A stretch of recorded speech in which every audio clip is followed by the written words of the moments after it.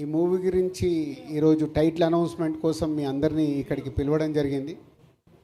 అలాగే ఆశిష్ మొన్నే marriage and reception complete చేసుకొని ఈరోజు తిరుమలలో శ్రీనివాసుడి దగ్గర కళ్యాణం చేసుకొని అక్కడ ఉండడం వల్ల ఈ ఈవెంట్కి రాలేకపోయాడు.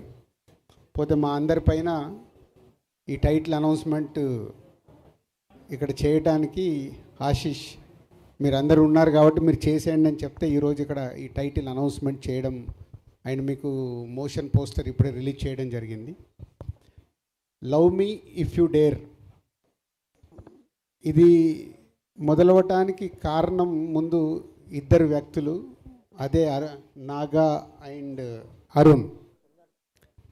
నాగాతో నాకు ఎప్పుడో మా సత్యనారాయణ రెడ్డి గారు అబ్బాయి చిన్నప్పటి నుంచే దాదాపు చిన్నప్పటి నుంచి చూస్తున్నాను. తను అన్నపూర్ణలో వర్క్ చేస్తూ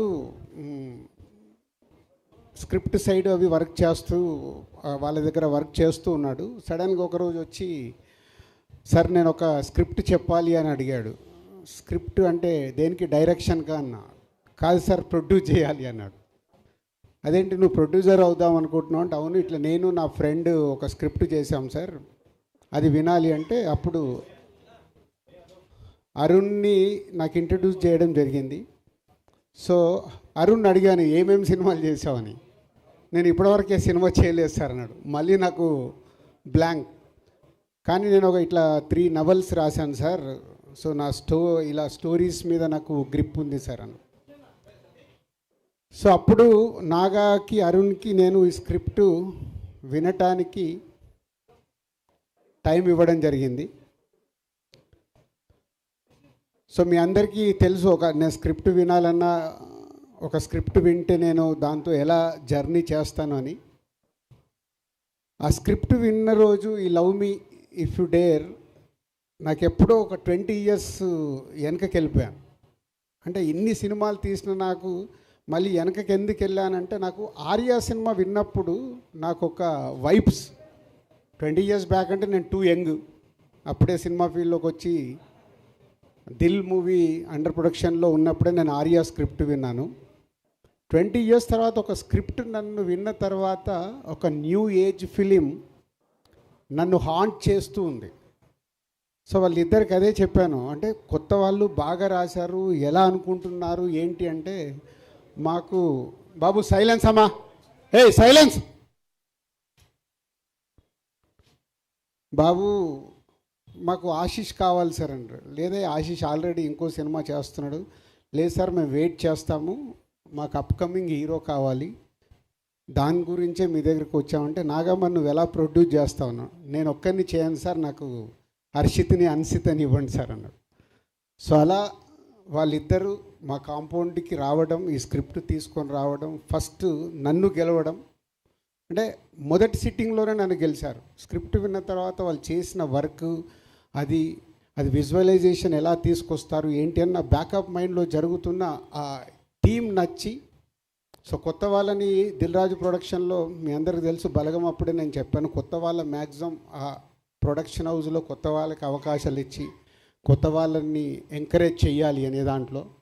సో అలా వాళ్ళిద్దరూ ఈ స్క్రిప్ట్ ఓకే చేసుకోవడం, తర్వాత ఆశిష్కి కానీ హర్షిత్కి అన్సితకి శిరీష్ గారికి అందరికి స్క్రిప్ట్ చెప్పి నాలో ఏదైతే ఫీల్ అయ్యానో, స్క్రిప్ట్ విన్నప్పుడు అందరిలో అరే బాగుంది, డిఫరెంట్గా ఉంది, బాగుంది, డిఫరెంట్గా ఉందని ఫీల్ అయ్యాము. అప్పుడే ఈ love me if you dare project lock చేశాం. స్క్రిప్ట్ స్టేజ్ దాటిన తర్వాత టెక్నీషియన్స్ ఏంటి అని అడగడం మొదలు పెడితే, అప్పుడు వాళ్ళు పేర్లు చెప్తుంటే నాకు భయం వేస్తుంది.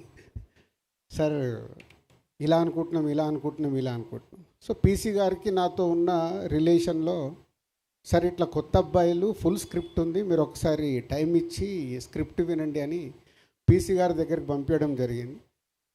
పీసీ గారి స్క్రిప్ట్ విని నెక్స్ట్ డే ఫుల్ స్క్రిప్ట్ చదివి నాకు కాల్ చేసేయి ఐఎమ్ డూయింగ్ దిస్ ఫిలిం అన్నాడు.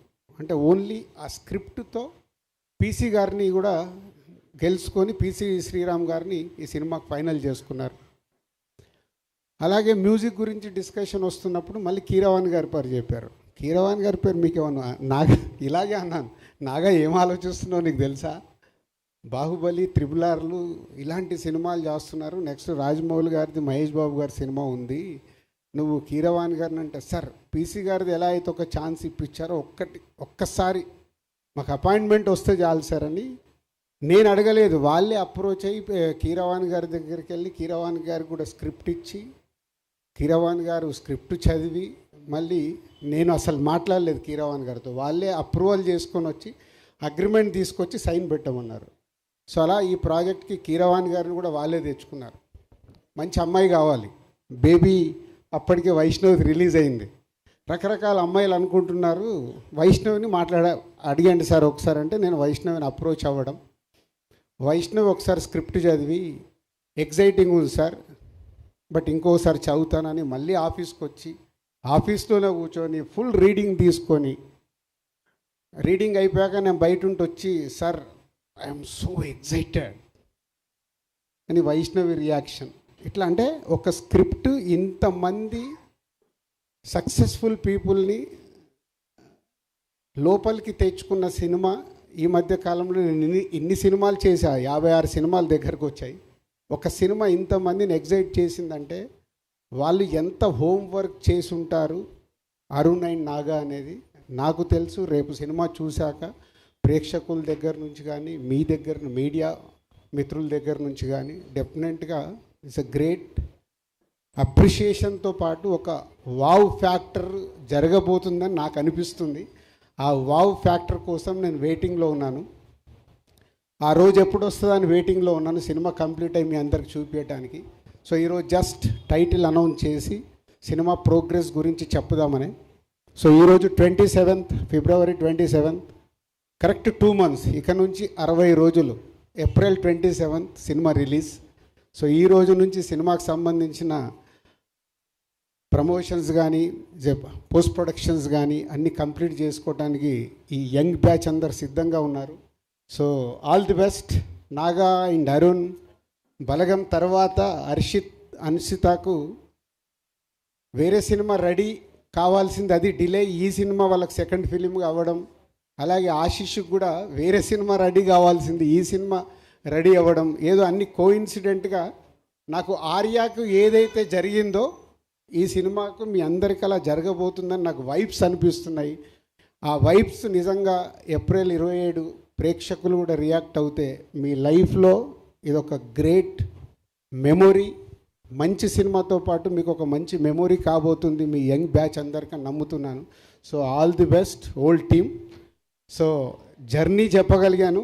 ఇంకా సినిమా వాళ్ళకి చూపించినప్పుడు, రేపు టీజర్ చూసినా, ఈ సినిమాకి సంబంధించిన కాంటెంట్ చూసినప్పుడు డెఫినెట్గా మీడియా మిత్రులు వాళ్ళకి నచ్చితే, ఒక మీకు బలగం సినిమానైతే ఎలా ఎంకరేజ్ చేశారో ఈ సినిమాను కూడా ఎంకరేజ్ చేస్తారు. వాళ్ళకి ఆ కాంటెంట్ నచ్చితే నచ్చుద్దని 100% నేను నమ్ముతున్నాను. సో అది వాళ్ళు చూసే వరకు ఇంకా మీరు వెయిట్ చేయాలి. 60 days count down. April 27th ఈ సినిమా థియేటర్లోకి వస్తుంది. కలుద్దాం. థ్యాంక్ యూ రాజు గారు. Thank you so much. And Harshit